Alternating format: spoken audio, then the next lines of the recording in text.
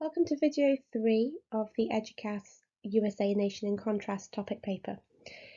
This video is going to be focusing on the Cold War. We're going to be looking at key events of the Cold War and focusing on what caused them, the events themselves, and what were the consequences of each event. So this is going to take us through from World War II to the end of the Cold War. And again, it's just content, although there will be exam questions that relate to this on the last slide at the end.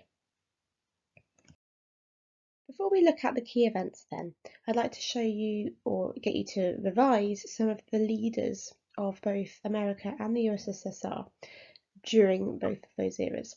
So anyone that's underlined is a key leader, key president, because they were leader during a bigger moment during the Cold War, or they signed a treaty or something like that. So we've got Harry Truman, President Truman, and Joseph Stalin are the two leaders of each country at the start of the Cold War. JFK and Khrushchev, they overlap at various points, both leaders during the Cuban Missile Crisis, and then probably Mikhail Gorbachev, as he was the leader as the Cold War was coming to an end, and he has a significant part to play in bringing the Cold War to an end, and he's leader during the presidencies of Ronald Reagan and George Bush mainly. So if at any point I mention any of these leaders, think about the date that they were leader and put it into that sort of context. You might want to create flashcards on these people. Okay, let's look at the first event then. The Cold War begins when World War II ends in 1945. So what's been leading up to the war ending? Well, the USA, Britain and the USSR became allies when Germany turned against the USSR, as they had been allies in the 30s and 40s when Hitler invades or attempts to invade Russia during Operation Barbarossa. They are no longer allies, so the USSR becomes allies with the USA and Britain. Germany surrenders eventually in 1945 as Russia are the first country actually to claim Berlin back. USA, however, do continue to fight in 1945 as they have a lot of fighting in the Pacific with Japan. So it's not until August 1945 that the war ends for the USA. So we have VE Day in May and then VJ Day in August. It ends because America dropped the atomic bomb on Japan. And that's what brings an end to the World War II. Okay. So once World War II ends, the Red Army, which is the name given to the Soviet Union Army, they remain in the countries that they'd liberated for the Germans that had previously been taken over. So, like Poland and Czechoslovakia, they're areas that are right in between Russia and Germany. So the Soviet armies stay in those countries, establish communist governments there, and they basically become part of the communist regime. They get called satellite states as they are dotted around Russia. There were two meetings to mark the end of World War II. Yalta in January, which is where they agreed to divide Germany and Berlin into the four parts, and Potsdam, which is the one where they pretty much know that the war is over, so now what are we going to do with all the different countries involved? And that's where the bomb gets dropped and people know that the USA have access to this technology and they haven't told the USSR, and that causes Stalin and Truman to fall out with one another. There's also another thing that kind of causes this tension between the two countries. It's called the Long Telegram. So the US ambassador, named Long, sends a telegram from Moscow warning the USA of the USSR, and he says that they are sneaky and that they are planning something that they can't be trusted. So all of this builds up the sort of tension and disagreements between these two sides, who used to be allies. So what's the consequence of World War II ending? Well, we have this policy of containment that President Truman follows, which is coming from the fact that we've got these satellite states, that communism is spreading in Europe, and they believe that communism must be contained. You must stop that spread. And they have that domino theory that they follow. If one country forced communism, another will too. So this begins because they've got these satellite states like Poland and Czechoslovakia still under communist rule. Truman takes a tough approach to the USSR. He doesn't want to give in to them. He doesn't want to appease them like they did with the Nazis. He's not going to make that mistake again. Truman and Stalin do not get on and begin hiding things from one another. and Eastern Europe is now mainly communist. So that's kind of like the beginning of the Cold War. Let's look at one of the really big events then, of the first crisis. In 1948, we've got something called the Berlin Blockade, or the Berlin Crisis, the first Berlin Crisis. What causes this then? Well, in Yalta and Potsdam, like I said, they've agreed to divide Germany into 4 sections and use the Allies to control those 4 sections. So France gets a section, so does Britain, USA and USSR.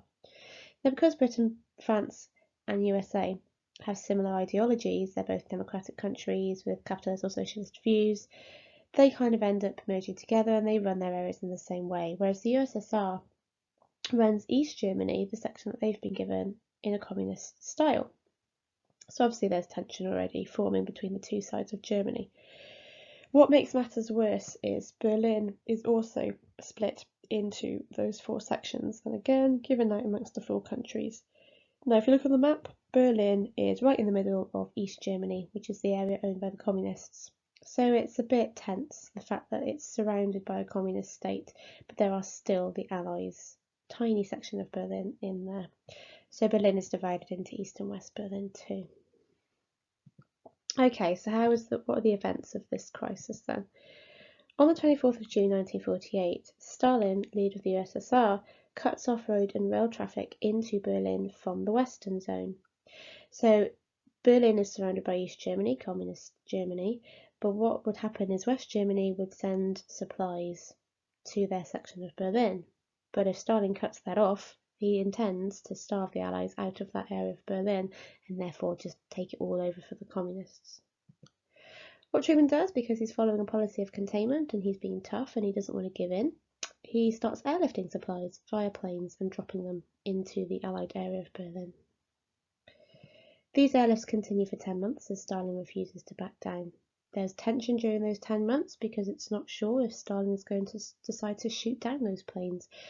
If you shoot down and kill people, that's an act of war. So this tension of the Cold War turning into a hot war is kind of present throughout that time. However, in May, Stalin does call off the blockade after 10 months. So the consequences of the Berlin blockade are that Stalin has failed. The USSR has failed to starve out the Allies out of Berlin. Berlin is still split into East and West. And this tension between the East and the West is increased because one side failed and the other side is still being supported by the Americans. NATO is created as a result. NATO is a group that was formed mainly with the Allies, with countries that agree that they don't want communism to spread. So they join together to make sure that that won't happen.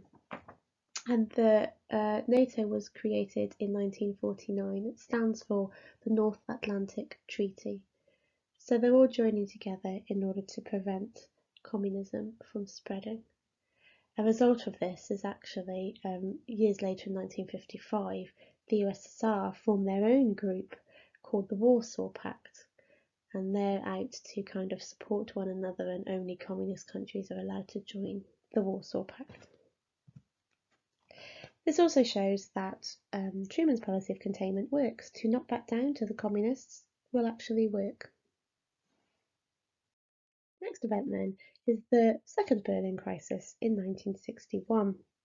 Now the causes of this are the same. It's because Germany has been split into the 4 sections, and so has Berlin, which was agreed on in the Yalta and Potsdam conferences. Now because almost 20 years-ish have passed since the first Berlin blockade, life has started to unravel in East Berlin, which is the area of Berlin occupied by the communists. West Berlin and West Germany are richer in terms of resources and aid because they've got countries like America and Britain giving them help and trading and business with them. Whereas the communist side, East Berlin and East Germany, are run, for the state, whereas communism doesn't believe in making a profit and everybody is the same. It's also dictatorship, it's also very strict control on freedom of speech, quality of life isn't as good, you've got the Stasi, which are the secret communist police, reporting on everybody's moves, people go missing in the middle of the night, for example. It's not a very pleasant place to live for some people, so they begin to try and move from East Berlin to West Berlin in order to seek a better life. Now, at some point in 1960s, too many refugees are moving, and the leader of the USSR by this point is Nikita Khrushchev, and he notices this and he wants to do something about that. He doesn't want to lose people from his area of Berlin. So what he does is in 1961 he orders a wall to be built, a physical wall. So people say that one day they woke up and there was barbed wire along the bit that divides East and West Berlin, and then over time they built concrete walls with barbed wire over the top and with barriers, and they had towers built so they could see, they had armed guards, they had dogs that were trained. There was an area called the Death Strip, which was the immediate area by the wall, which is where people would try and get over the wall. They would probably be killed because that was the area of tight security. You also have these checkpoints where people have to, if you have legitimate reasons from going from one side of Berlin to the other, so you have to have papers, that have been agreed. You'd have to go through checkpoints, and there would be armed guards there as well. So one of the most famous is Checkpoint Charlie, which you can still go and see in Berlin today. So America have to kind of do something about this. A few months later, in October, they have a kind of a standoff. So President Kennedy sends troops or tanks, to face the Soviet tanks over the border, and they kind of don't want to fire on one another, so they just stare at each other in a sort of standoff. And after 18 hours of that, JFK realizes that he's not going to shoot on the Soviets. He doesn't want to cause another war, so he pulls away, but he's furious to do it. So, what are the consequences of the Berlin crisis? Well, because this wall is built, it doesn't really stop some people from actually going over it. About 140 people are killed overall between the 60s to the 90s trying to get over that wall, and there's lots of different stories out there of different ways people did it, but some people successfully managed to get over the wall as well. Families were separated overnight, so over that 30-year period where the wall was up, some families never saw each other, and you can see pictures of people like throwing supplies from West Berlin over the wall into East Berlin, because obviously they're poorer on that side of the wall, so some people didn't see each other for years. There are strict rules in East Berlin that everybody there has to follow, and the USA had actually backed down to the USSR in that standoff. So there's not very positive consequences coming from the building of the Berlin Wall in 1961. Next big event is the Cuban Missile Crisis a year later in 1962. This is believed to be the big event, the one that led almost to becoming a hot war. What caused the Cuban Missile Crisis? Well, Cuba is just next to America. There'd been a revolution led by Fidel Castro. Not a communist revolution, more like a socialist revolution, but he did have communist sympathies, and he was a dangerous leader, and he really hated America. So one of the things he did when he became leader of Cuba is he banned American businesses. For example, America used a lot of sugar imports from Cuba, so he got rid of all of that. He was also allies with Khrushchev. Castro and Khrushchev and USSR and Cuba talked regularly, and they did share similar ideologies like hating America. So America decided to do something about this. With their policy of containment, their theory of the domino theory, they're afraid that if Castro's got communist sympathies, that Cuba will turn communist. So they decide to secretly invade Cuba, called the Bay of Pigs invasion, which is just the area that they invaded. But it fails. The Castro's army fight back. This does create more sympathy with Castro with Khrushchev, and they decide that they actually are going to work together. And Cuba does become communist. Now, another thing that causes the Cuban Missile Crisis is the USSR are unhappy that the USA have got missiles in Turkey and Italy, because they believe that that's too close to Russia for them to be able to defend themselves if they want to use those missiles. Another thing is that there's proof that the USSR are then putting missiles in Cuba to retaliate, as spy planes take photographs of them being built.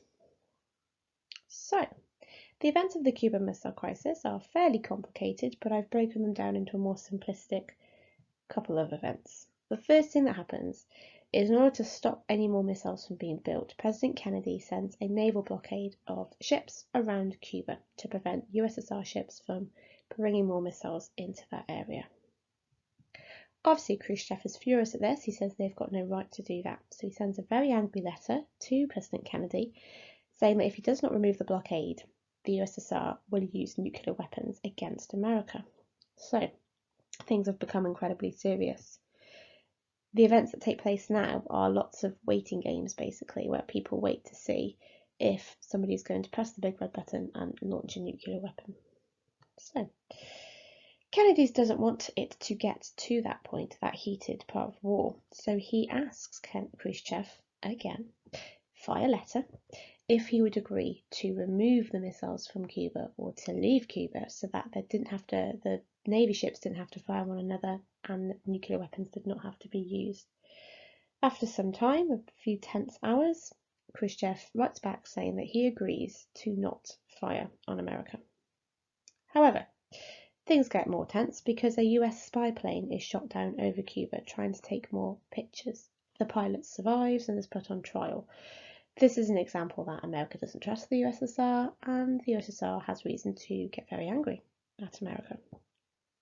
So, JFK sends his brother Bobby Kennedy, who is a key member of his government, to make a deal with people that represent Khrushchev. So they meet secretly while all this tension is taking place. Nobody's sure if anybody's going to fire on the other. And they secretly agree that the USA will take their missiles out of Turkey and Italy if the USSR stop building weapons in Cuba. They agree, and this brings an end to the Cuban Missile Crisis. Why is it such an important event then? Well, the USA claimed it as a victory. They said that negotiation won, that standing up won, that not giving in won. It was also the closest event in the Cold War that thought they would eventually be a nuclear war. Anybody at any point could have launched a nuclear weapon.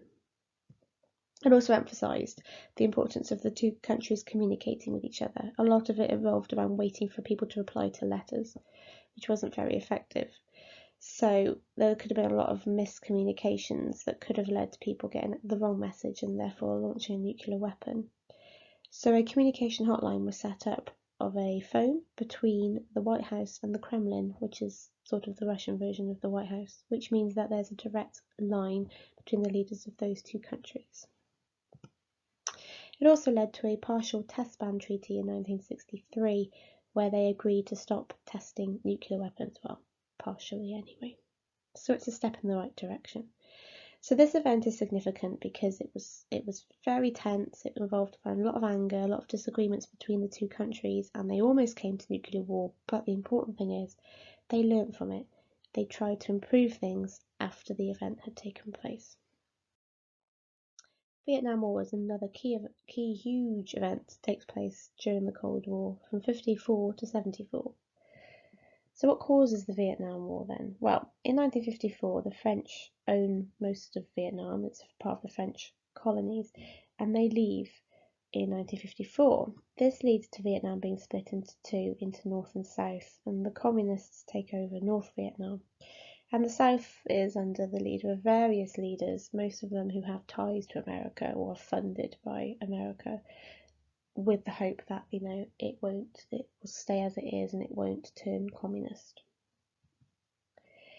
Kennedy sends US troops to help the South Vietnamese in the early 60s as their leaders keep getting deposed and the communists keep trying to push into South Vietnam. You've also got the rise of a group called the Viet Cong, who are Vietnam natives, and they also want a independent Vietnam, so they don't want the Americans or the French or anybody in their area. Things escalate in 1964 under the presidency of Lyndon B. Johnson, when the South Vietnamese shoot a US ship who's in the area called the Gulf of Tonkin, and Lyndon Johnson uses this as a reason to send more troops into Vietnam, and it's kind of here, 1964, is when the war escalates and we have most of the fighting taking place.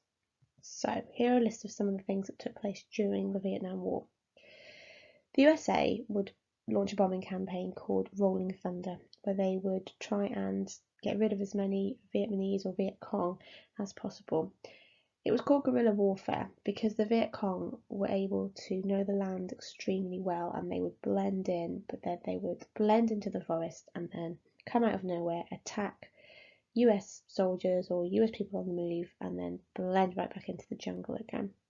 They had traps and tunnels and things like that, so all that's called guerrilla warfare, and it was incredibly effective, and they didn't really know how to deal with it. So if they could just bomb a large area, try to get rid of as many Viet Cong as possible, that's kind of the way that they used the tactic that they used. Another tactic that they used, which was considered to be very controversial, was they used chemical warfare. For example, napalm, which was dropped on areas of jungle in order to burn the jungle, but you've got some horrific videos of people's skin being burnt off, children's skin being burnt off, so it wasn't considered to be very ethical. They also launched a campaign called Search and Destroy, which is where they would get helicopters that would get into villages that they thought were harbouring Viet Cong, and they would destroy the village and arrest the citizens of that village, and sometimes they would be killed, and any Viet Cong they found would also be killed. It was incredibly harsh. You can see in the picture there, sometimes they would destroy the whole village by lighting it on fire. And they were called Zippo raids because they would use a Zippo lighter to set fire to the huts. Another event was the Tet Offensive, which was the Viet Cong launching an attack on South Vietnam, and that happened in 1968. They managed to attack 100 cities and towns, and fairly successfully. One of the places they took over was the US Embassy in Saigon, which is the capital of South Vietnam. So it was a huge blow for the US Army and a huge gain for the Viet Cong.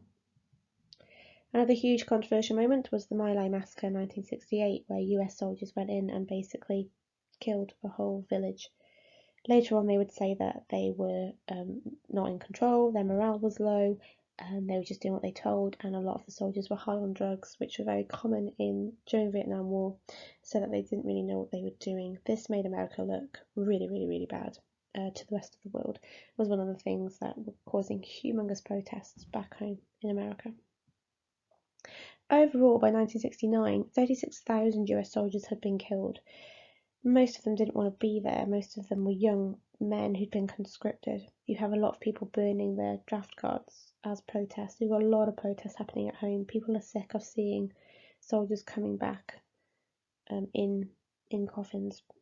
So by 1969, people were sick of the war and had had enough of it. Didn't want to send any more men out there. So the government start the peace negotiations, but they take years. They take place over a matter of years because nobody can agree on anything. But eventually, in Paris in 1973, they do sign a peace treaty, the USA and the North Vietnamese. But really, in the treaty, it says that the Americans will leave, and then Vietnam becomes communist. So it's not really a victory. So there are many consequences of the Vietnam War. Number one, it was expensive in terms of money and lives lost. It made presidents unpopular, especially Lyndon B. Johnson, as he was the president that sent the most troops there. It showed that containment had failed. They tried to contain communism, but it ended up spreading. It was the first war that America had actually lost, and it was very public. It was the first war that had been filmed and put on the news. It was very public, all the things that America were doing. It did have one positive consequence, though. It does lead to this period of détente, which is an ease in tension as people realise that they can't go on this way. So let's look at this period of détente then, which takes place between the 70s, 80s and 90s. Détente means to ease tension, and it's specifically related to the ease in tension between USA and USSR.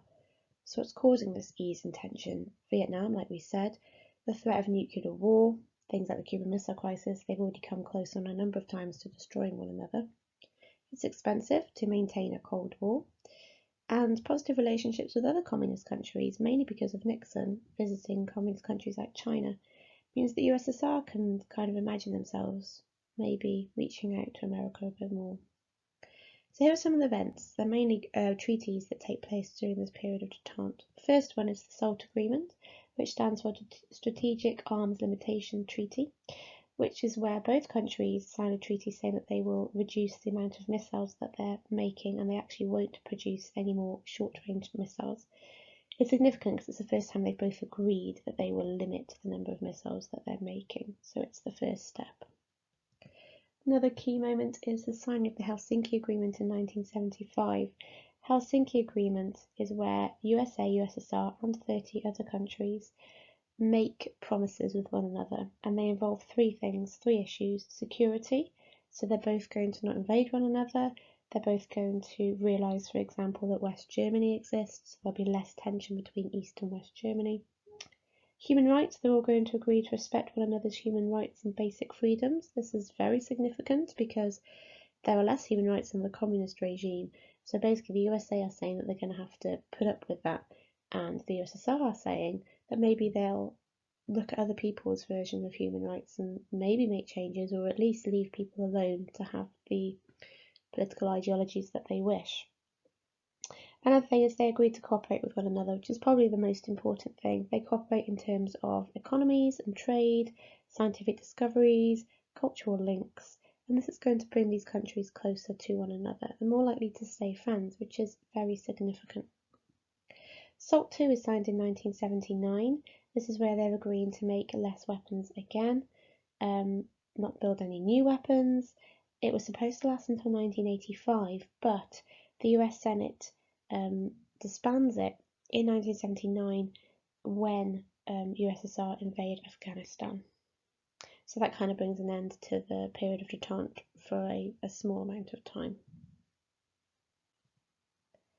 Okay, because the USA invade Afghanistan in 1979, that kind of period of friendship between them disappears for a bit because the USA don't approve of the USSR invading Afghanistan. So they start to pull back from their friendship, and they start to think, well, maybe the Cold War is going to carry on. So President Reagan, who's president at this point, wants to create a strategic defense initiative where he has satellites and mirror satellites and laser beams in space, because he believes that there's still a threat from the USSR that they will bring their weapons over. So he wants to be able to identify them and shoot them out of the sky, but it's too expensive to build, so it never actually comes to pass, which is probably a good thing because it would have increased the tension between the two countries. Somebody that has a big effect on detente is leader Mikhail Gorbachev, who becomes leader of the Soviet Union in 1985, and he has two policies that he likes to follow, and these two policies change people's attitudes towards the USSR. And these policies are called Glasnost, which is to create a more open relationship between USA and the rest of the world, USSR, and the rest of the world, and Perestroika, which means to restructure. Basically, he's restructuring the way communism is run in the country. USSR is not a rich country at this point. Communism has not been successful. They need to start creating profit in their economy in order to function. So he starts to change the strict rules that have been in place. The change doesn't happen quickly enough, and a lot of people think that he's actually going against communism and it's not working, so he's betraying his country. There is actually a political coup to get rid of Gorbachev, and he goes missing for a period of time, and people think that he's been murdered, but actually he comes back and is able to claim his leadership again, and the coup fails. But he's not leader for very long. He does end up stepping down. The START Treaty is signed in 1990, which again limits the number of missiles being made between the two countries. Gorbachev begins to withdraw Soviet troops from Eastern Europe that Stalin put there in the 1940s. This means that countries like Estonia and Poland and Czechoslovakia no longer have to be communist. Gorbachev says it's a choice. They can decide what they want to do, and he hopes that a lot of them will stay communist because it's what they've known, and that they're no longer forced that they'll be loyal, but unfortunately a lot of the countries do. One by one, they become independent and they pull away from the Soviet Union, which makes the Soviet Union weaker, which begins its collapse basically. This all comes to a head in 1989 in Berlin, where the border between East and West Berlin is opened, and there's no longer limits on who can come in and out. this causes lots of people from East Berlin to pour into West Berlin, and families are reunited, and you have very emotional moments of people going to the wall and taking hammers and knocking the wall down, and eventually the Soviet Union army, which is very significant, they are the ones that start to actually tear the wall down. So it's considered to be a symbolic end to the Cold War, but the Cold War doesn't officially end until 1992, where the USSR is disbanded and no longer exists. So what are the consequences of detente? Both countries, USA and USSR, agreed to stop making weapons. Therefore, their relationships improve through agreements such as SALT and Helsinki. USSR loses its strength, mainly due to the economy not working and the choices of Gorbachev to let countries leave the Soviet Union. Germany is now unified. It's no longer East and West Germany and East and West Berlin. It's just Germany, and communists do no longer live there. And the Cold War ends in 1992. So those are all the key events that take place during that period and all come under the umbrella of the Cold War. So here are some questions that you can have a go at doing that relate to this content.